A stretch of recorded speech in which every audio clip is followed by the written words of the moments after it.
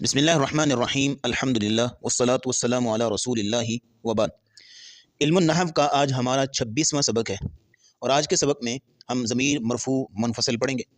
ضمیر مرفوع منفصل، مرفوع اس لیے کہتے ہیں کیونکہ یہ فاعل کی ضمیر ہوتی ہے، نائب فاعل کی ضمیر ہوتی ہے، یا اور اس کے علاوہ یا مبتدا بن رہی ہوتی ہے یا خبر بن رہی ہوتی ہے، اس لیے اس کو مرفوع کہتے ہیں۔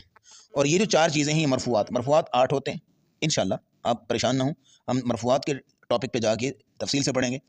مرفوعات 8 ہوتے ہیں، ان 8 میں سے یہ 4 آپ کے سامنے تو ابھی لکھے ہوئے ہیں، فاعل، نائب فاعل، مبتدا، خبر، یہ مرفوعات ہیں۔ تو چونکہ وہ ضمیر یا فاعل بنتی ہے یا مبتدا بنتی ہے یا خبر بنتی ہے یا نائب فاعل بنتی ہے، تو چونکہ یہ چیزیں جو ہیں وہ مرفوع ہوتی ہیں، اس لیے اس ضمیر کو بھی مرفوع کہتے ہیں۔ اور منفصل اس لیے کہتے ہیں کیونکہ وہ جدا ہوتی ہے فعل سے، فعل سے جدا ہوتی ہے ایک الگ لفظ کی شکل میں۔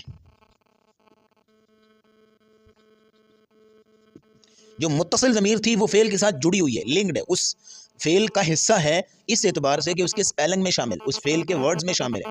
لیکن یہاں پہ ضمیر مرفوع منفصل جو ہے نا، یہ ہے مرفوع ضمیر، لیکن یہ فعل سے جدا ہوتی ہے، اس کی ایک الگ حیثیت ہوتی ہے، ایک الگ سپیلنگ کی شکل میں ہوتی ہے، ایک الگ لفظ کی شکل میں ہوتی ہے۔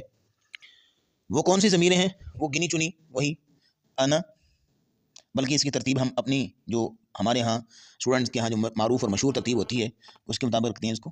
ہوا، ہما، ہم، ہیا، ہما، ہن، انت، انتما، انتم، انتی، انتما، انتن، انا، نحن۔ یہ ضمیر ہے مرفوع منفصل۔ یہ اسی طرح آتی ہے کسی بھی فعل کے ساتھ جڑ کر، کسی بھی فعل کے ساتھ آتی ہے، لیکن یہ اپنی ایک الگ حیثیت، اپنی ایک الگ شکل میں ہوتی ہے۔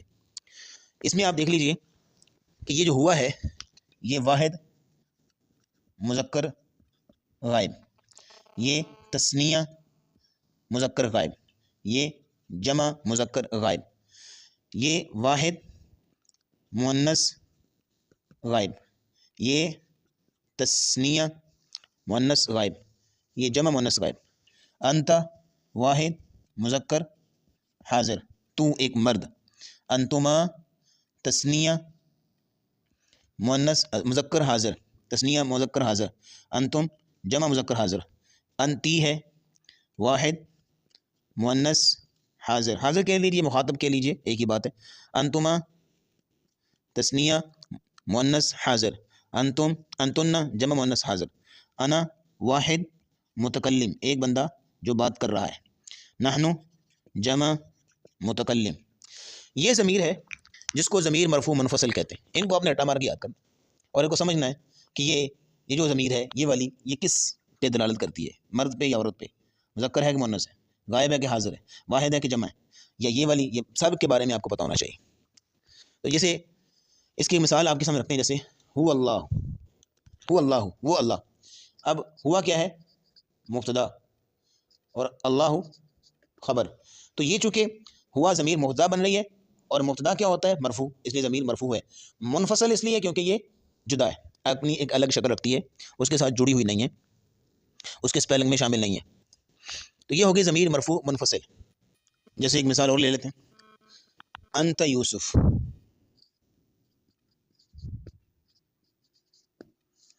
اب انت کیا ہے؟ مبتدا، یوسف خبر، تو انت ضمیر ہے جو یوسف کے ساتھ لگی ہوئی۔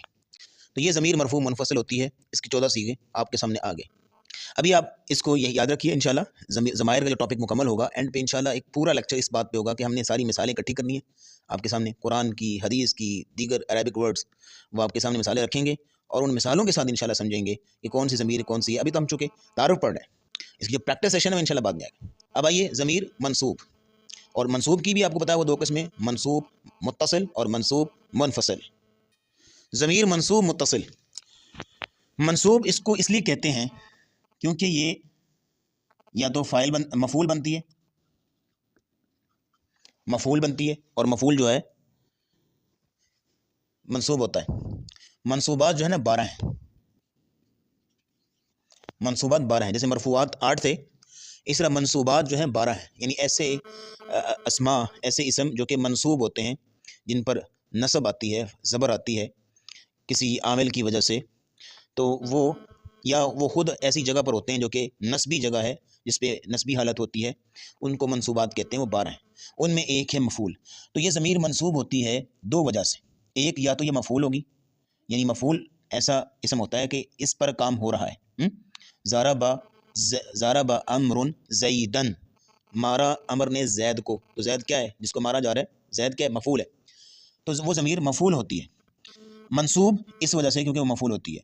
دوسری وجہ کسی عامل ناصب کی وجہ سے، پیچھے کوئی عامل ایسا ہوتا ہے عمل کرنے والا جو ناصب ہوتا ہے، نصب دیتا ہے، تو اس کی وجہ سے وہ ضمیر منصوب ہوتی ہے۔ تو یہ ضمیر منصوب ہوتی ہے 2 وجہ سے، ایک یا تو مفعول ہوگی یا کسی عامل پیچھے ناصب ہوگا، اس کی وجہ سے یہ ضمیر منصوب ہوگی۔ متصل اس لیے ہوگی کیونکہ یہ فعل کے ساتھ کیا ہے، جڑی ہوتی ہے، ایسے جڑی ہوتی ہے جیسے اس کے اسپیلنگ میں شامل ہے۔ اس ضمیر کو سمجھنا ہے تو پہلے آپ جو ہم پہلے ضمیر لکھتے ہیں، پھر اس کے ساتھ کوئی فعل جوڑتے ہیں۔ یہ آپ کے سامنے ضمیر منصوب متصل لکھی ہوئی ہے، ابھی متصل نہیں ہے، ابھی اس کو سمپل ضمیر کو لکھا ہے۔ اب آپ اس کے ساتھ کوئی نہ کوئی فعل جوڑیں، مثال کے طور پہ ناصرہ جوڑ لیں،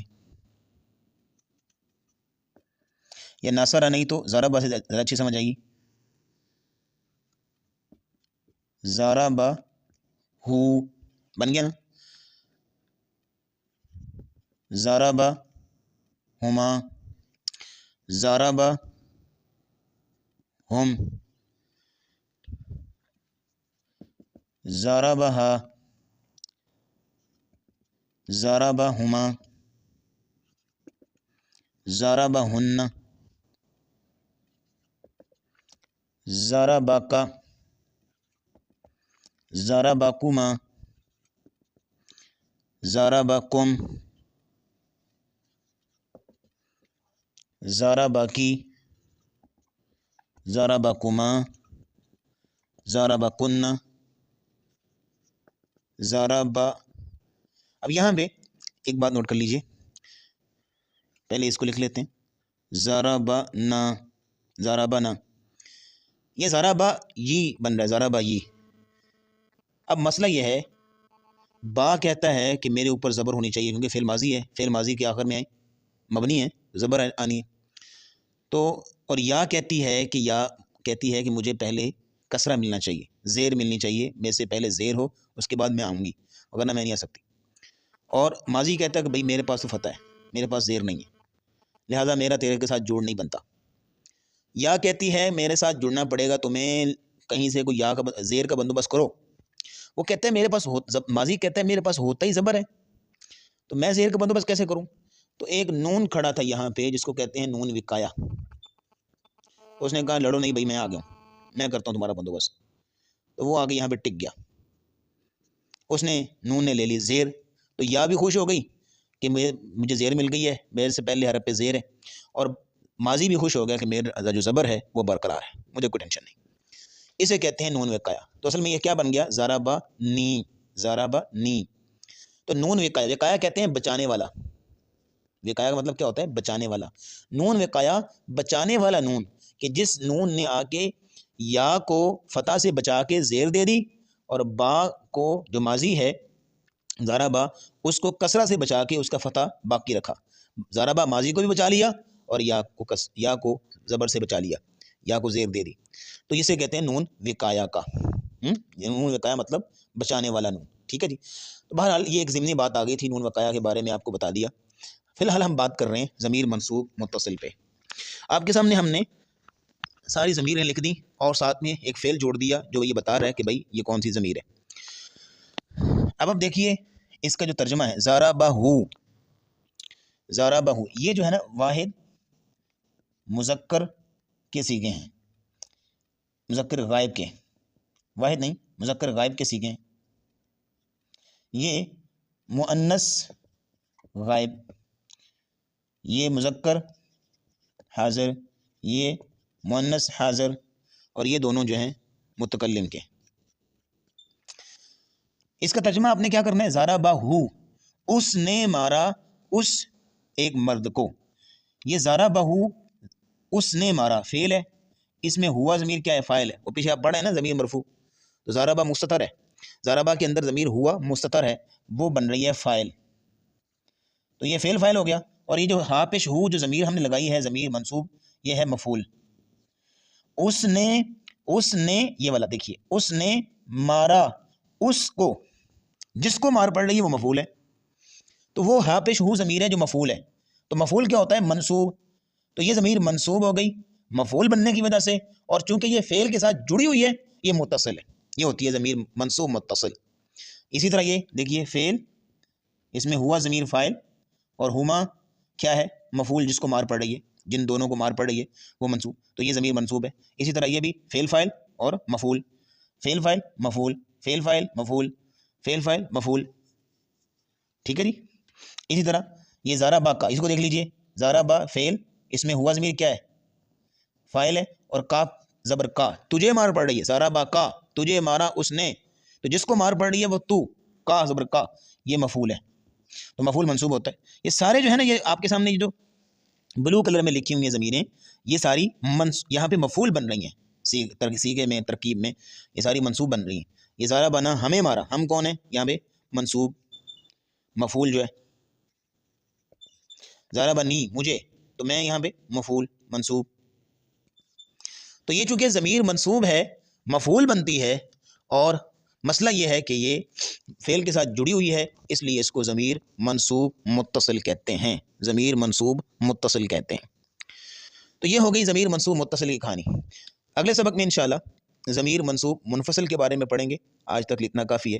وآخر دعوانا ان الحمد للہ رب العالمین.